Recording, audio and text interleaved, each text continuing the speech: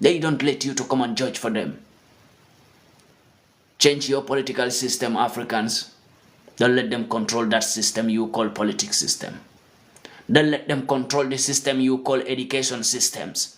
And these people are in control of these both things. That's why you are never becoming yourself as an Africans. Because they control your politics system. They control your education system. When you have a problem in your politics system, they have to be the one to come and decide who win and who doesn't win, who should be the president and who should not be the president. Why your enemy will have to come and decide for you? Don't you understand, Africans, that these people are your enemies?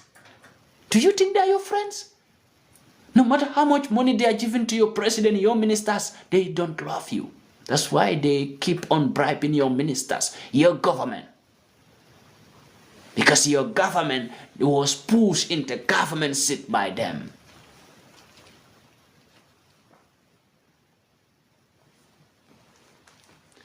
Somebody asked me, so what about Gambia? Yes, what about Gambia? The same thing happened in Gambia. What happened in Gambia?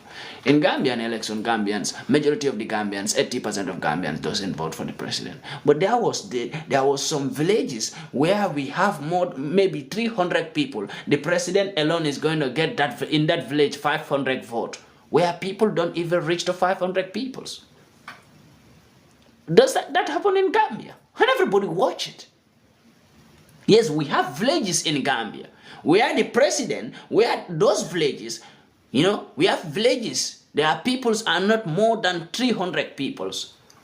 But the president is getting a vote of 500 votes. We know the system. And we know how the system was run. We know how they plan everything to make sure that that man stay on the seat. Because that man is a seat to Gambia. The Gambian president, Adama Barrow, is a seat to the Gambians. And you know why what I tell Gambian militaries, you are afraid to die. But you will all die one by one. You know why? If you are afraid to die like a hero, you will die like a coward. This is what I tell the Gambian militaries. You are afraid to die like a hero, you will all die like a coward. And that's the fact. Hey, to say that make a coup against the president is not a problem. It's the fact. When you, as a president, you don't do good, people have the right to tell our militaries to make a coup against you.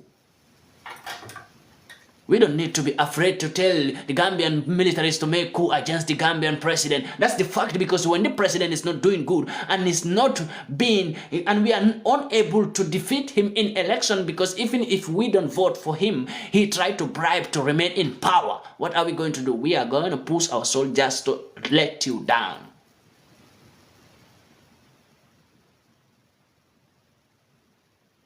And you know what? People say, no, when you say they make a coup against the president, they will arrest you. The president will arrest you. I told the Gambian president, you have a connection with Europeans. Tell them to arrest me. And you will never arrest nobody for the rest of your life. I swear.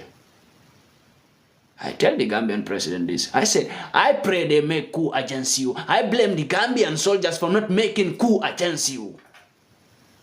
Why should I pray for you to stay in power when you are a bad leader, you are a bad element for that country?